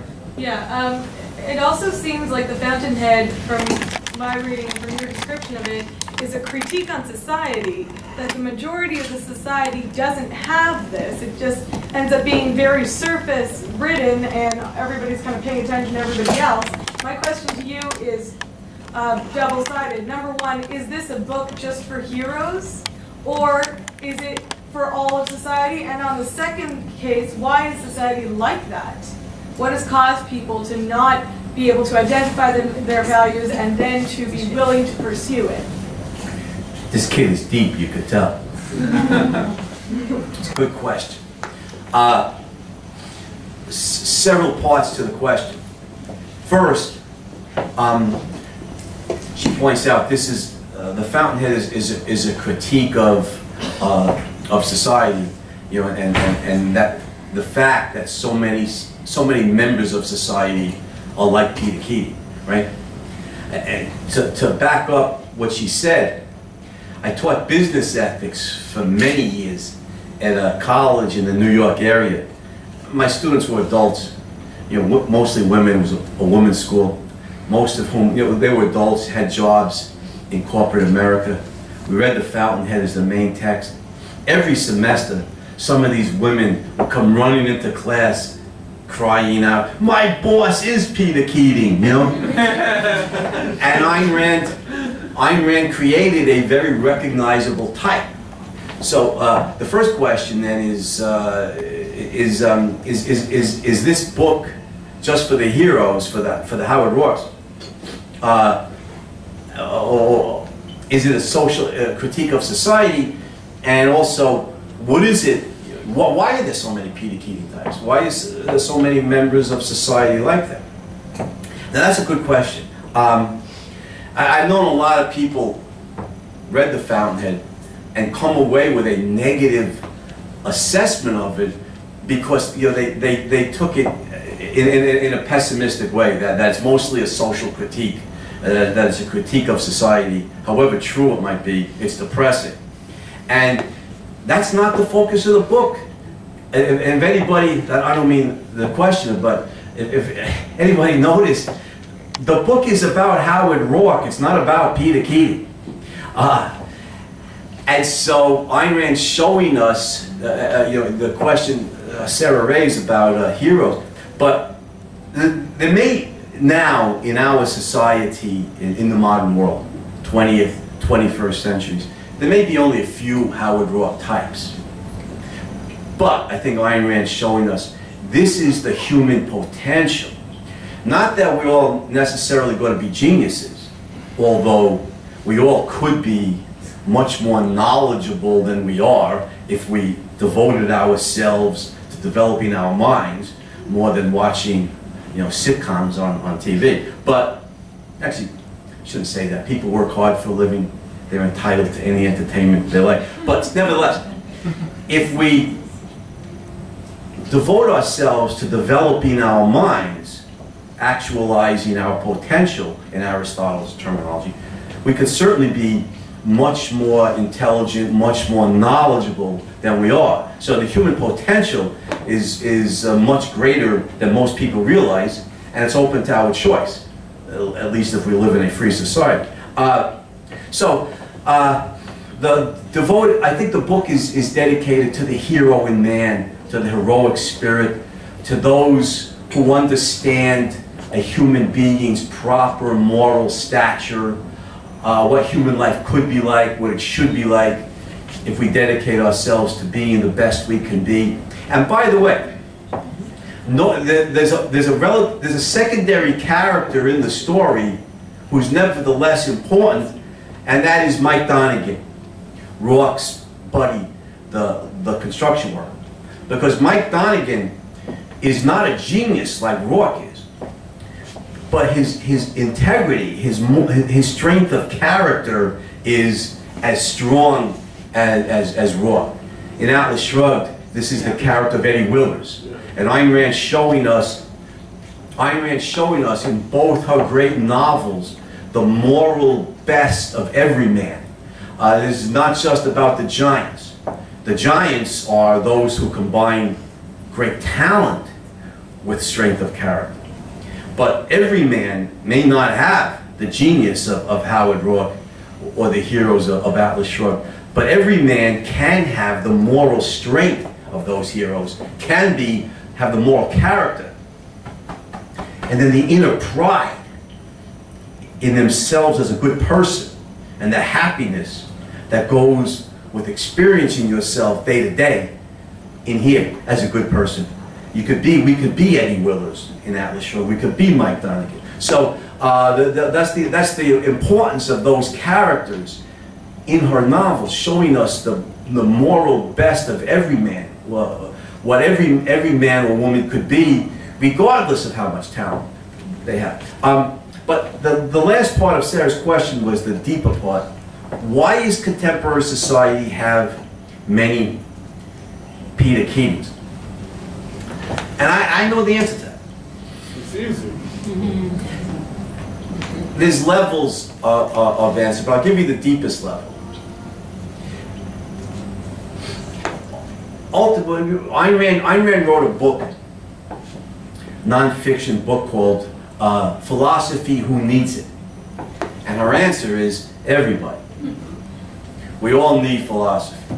Philosophy, the philosophy a person holds, whether they hold it explicitly in so many words in their head, or whether they hold it implicitly at some level of feelings, the philosophy you or I holds is what ultimately causes the actions that we take and the path that our life follows. And similarly at the social level. What's the dominant philosophy in the modern world? Notice in the Middle Ages, in the Western world, the dominant philosophy was religion in the form of Christianity. In the modern world, religion has gradually been weakened and diminished and replaced by the worship of the state, replaced by the worship of society. And you've seen the Western world move towards, hideously, for everybody in this room, National Socialism, or communism, or fascism in Italy, or its watered down versions in the contemporary world of mixed economy, welfare state, semi-socialism. But the point is, society is God. God's not God anymore. I mean, for the Orthodox Jews and the fundamentalist Christians and for the Islamists, in one form or another, God is still God. But most Westerners, and Israel is somewhat atypical in this regard because Orthodox Jews have an enormous amount of authority, although still a lot of secular Jews, or semi-secular Jews. But in Europe, in the United States, and in the United States, despite the Christian fundamentalists, the United States is still a very secular country because what's American culture really about? Money and sex. It's not about, seriously, this is about money and sex. Why did Khomeini call us the Great Satan? Because our culture is materialistic and secular and non-religious. He's right factually. He's just wrong in his assessment. Most of the modern Western world is secular. The bad news is that the secularists, for the most part in the modern world, politically, are socialists. And they're pushing us towards socialism. Society has replaced God as the object of modern worship. And if society is God, one way to deal with society then is to placate it, satisfy it, seek its approval.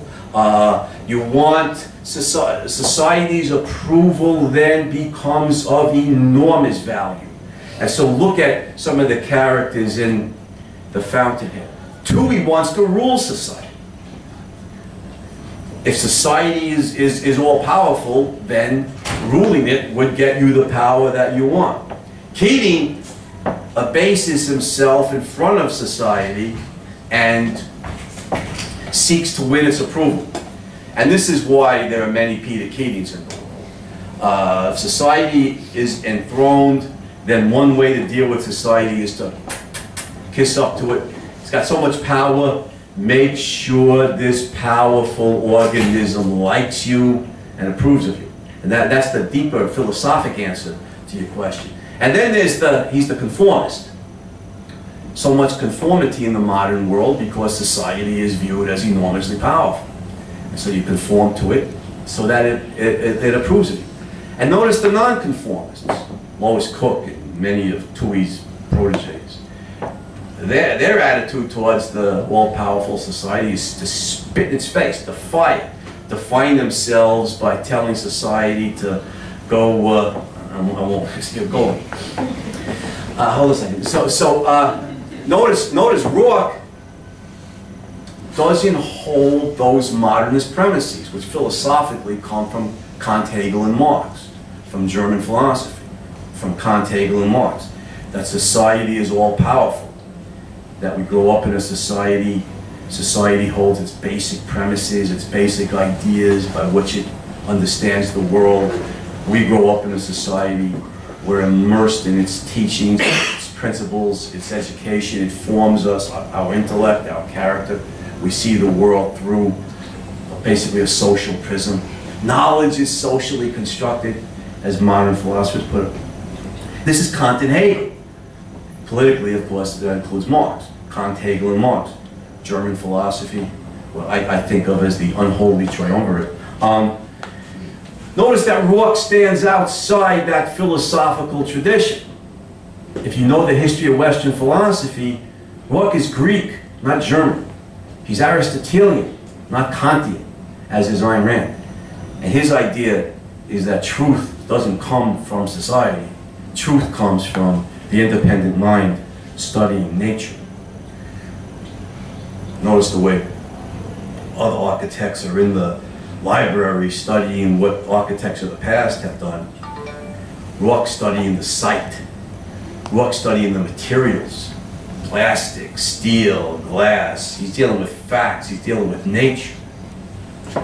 This is the basis on which he builds. But the answer to Sarah's question, why conformity is so prevalent in the modern world is because society is viewed as all-powerful, and somebody with no backbone then will bow down before the all-powerful being to get its approval. Well, somebody who didn't ask a question. Read the last one. Last question. We have the man from the press, right? Not from the press. Oh, not from you. I'm sorry, mistaken identity. Go ahead. As I remember, no character in the Fountainhead. As I remember, no character in the Fountainhead changes his or her ideas. Do you agree, and why do you think it's so? Nobody in the No Fountainhead. character. Oh. No character in the Fountainhead changes his or her ideas, with one major exception, and that's Dominique Franken. Dominique Franken changes one important idea she holds. Notice that if you want to understand Dominique, what drives her, I mean, she loves Rourke deeply, and she wants to sleep with him. I mean, notice that in the granite quarry scenes, you know, she breaks the marble so Rourke can come set, and he sends Pasquale Orsini, and Dominique goes ballistic, and a few days later she encounters him on horseback, and she's, "Why didn't you come set the marble?" And Rourke said, "I didn't think it mattered who set the marble." But it did matter, didn't it, Miss Franken? She's got a branch, whack, across his face, and she rides off like the lunatic she is. Now, people deliver messages to each other in ways other than the verbal, and Dominique is saying here, "Oh, I am so sexually frustrated. I just want you in the worst way." Ayn Rand shows that throughout the story, throughout those scenes.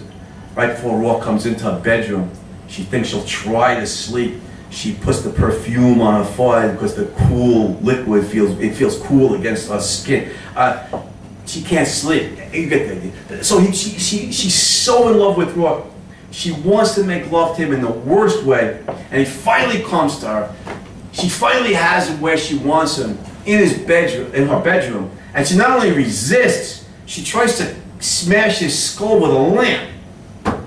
And later on, she's so in love with him, she joins forces with Tui in an anti-Rourke alliance to bring clients to his worst enemy, Peter Keating, and then she goes and makes love to Rourke at night. Now, why? Why does she do these things? Why does she denounce Rourke's, buildings in the newspaper? Think they should be destroyed in some future area. Dominique's fascinating. And the key to understanding her character is that she is morally, philosophically, she is idealism combined with pessimism. She's idealism in the moral sense, meaning that she admires and loves human beings at their highest and best. What does she love? That Greek statuette, which of course she destroys. Rourke's buildings. Rourke's character. She loves the heroic in man. She's an idealist, ethically, in that sense. She loves human beings at their highest and best. She's a pessimist in the sense that she believes those people have no chance in human society. That human society is so corrupt that the Rourkes have no chance. Notice what that's based on. Dominique knows, being very first-handed or very independent, Dominique knows Henry Cameron was a great architect, and Cameron's been rejected by society. She knows her father, Guy Franken, is a mediocre architect, and he's the most acclaimed and successful. Now she knows Howard Rourke is a great architect. He's in a granite quarry. Society has no use for his buildings. Peter Keating is lower than mediocre, but he's the one gaining the acclaim. Worst of all, she knows, if nobody else does, that Ellsworth Toohey is scum, that he is morally a monster, but society venerates him as a saint. And so you see, from Dominique's standpoint, the good have no chance in this world. The evil are going to triumph. This is what Sarah was asking before about Ayn Rand's social criticism in this story. But notice, so Dominique expects Rourke to be crushed.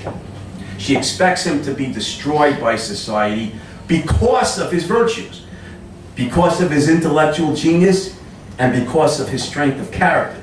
The way Cameron ended up a bitter alcoholic, and a commercial failure at the end.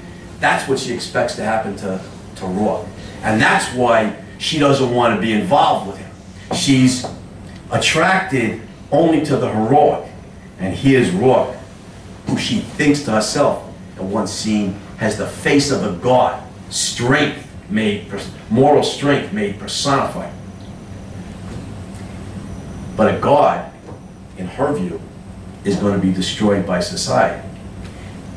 And her love for him will make that destruction enormously agonizing. This is why she breaks down at the start of trial, on the witness stand, because her worst fears have come true. Rourke creates a masterpiece. She knows it's a masterpiece. She's seen it with her own eyes. She posed for the statue. She knows it's a masterpiece, and society's going to tear it down. Her lover, her beloved, and you could see Dominique feel her pain. I knew this was going to happen. I knew it was going to come to this. I saw this coming, and I still let myself get involved with him. I still let myself get involved in this romantic relationship with him. This is why she resists Rourke. She wants him, and she resists him. And why Rourke must die at her hand. That's why she joins forces with Toohey. Toohey wants to kill Rourke as an act of murder. There's no room for such an independent thinker in his communist society of the future. Dominique wants to kill Rourke as an act of mercy killing, as an act of euthanasia, to save Rourke from the world. Toohey wants to save his world from Rourke. Dominique wants to save Rourke from the world, but they agree Rourke must die. Completely different reasons, but politics makes strange bedfellows. Well, not literally for Dominique, she's not going to sleep with Tui. But they agree Rourke must be killed. Rourke's going to die, Dominique thinks. He must die at her hand. One, quickly, not slowly and agonizingly like Karen, and two, at the hand of somebody who loves him and appreciates him, not at the hands of society who disrespects him. Now notice Dominique changes her mind, not about the idealism, but about the pessimism. She's watching, very astute observer. She sees Rourke keeps going. He can't be stopped. He keeps getting commissions. Kent Lansing hires him to build the Aquitania Hotel. You know, major commission. You see Gail Winan hires him to build, you know, first the Winan house and then the Winan building. Ironically, he wants a private home to protect Dominique from the world. And he hires the only person in the whole world that he has to worry about regarding Dominique. Just a great plot twist in The Fountainhead. And so Dominique's watching. Rourke is progressing. Slowly, but he's making progress. Can't be stopped. Keating, who she thought was going to be a big star, his life is empty. And empty because he sold his soul. Tui, well, maybe Tui doesn't have the power to stop Rourke. Notice she says to Winan near the end of the story, go after Tui, Gail, wipe him out, use your power. You've destroyed less evil men than him. Destroy Tui now. And Winan says, why? And Dominique says, you don't understand what he's after. And Winan says, what's he after? And she says, power. And Winan laughs. He says, Winan's so big, he's so tough, he's so smart, he can't take Tui seriously. He says, Tui's no threat to me, you know? Yeah, Tui, she says Tui wants to control the Winan papers, dictate editorial policy on the Winan papers as a means to control the world. And Winan laughs. He says, Dominique, power belongs to men like me, not to, you know, not to men like Tui. But you see, Dominique's right. Tui's a virus, and Winan's a brilliant, powerful man. But a virus could kill a brilliant, powerful man. But notice the key point here. Dominique at one time joined forces with Tui because she thought the world was so corrupt that all it deserved was Ellsworth Tui and the communist dictatorship Tui was going to impose. She says at several points early in the story. You know, when I think of all the horrors in the world, I think Ellsworth Tui will avenge me. You know, that I'll be avenged. The world's going to get what it has coming to it. It's going to get Ellsworth Tui. But now, years later, she thinks, well, maybe I was wrong about the world. Maybe Rourke will succeed, and succeed because he holds on to his values. He's got integrity. And that Keating will fail, and fail because he sold his soul. And so you see her vision of the world has shifted.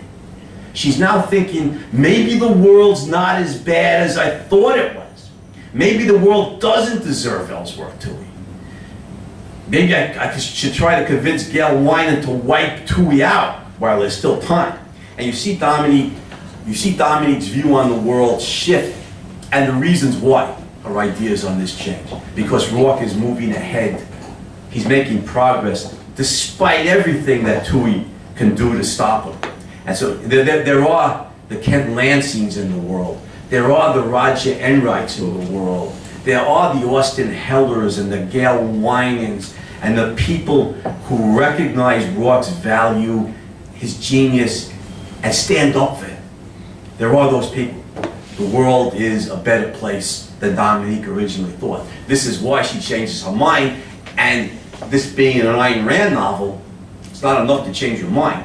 You then have to act on your new ideas. Why she helps Rourke, almost dies, you know, helps Rourke blow up Cortland Holmes at the end. And before his trial, she says to him, she said, even if you go to jail for this, if you go to prison for years, I know you've won. This chokes me up. And I'll be there. I'll be waiting for you when you get out. In the past, she was afraid that, you know, people would scrawl graffiti on the side of a Rourke building. She couldn't tolerate it. Now, she's willing to stand by him even if they put him in prison for 10 years. And you see, you know, Dominique's come a long way. That it's people like you who move the world. It's people like you who give life its meaning. You win. You know, no matter what. You're the human potential, not these hateful people who want to crush you. So you're right that the main characters, most of the main characters, don't change their minds.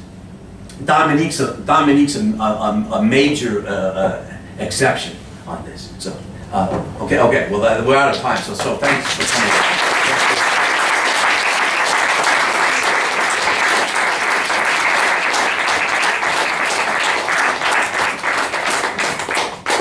תודה רבה לכולם. אני מקווה שנוכל להתראות באירועים הבאים שלנו ושתפיצו בהחלט ושתפיצו את הבשורה לתחרות הבאה שתוכרז בקרוב.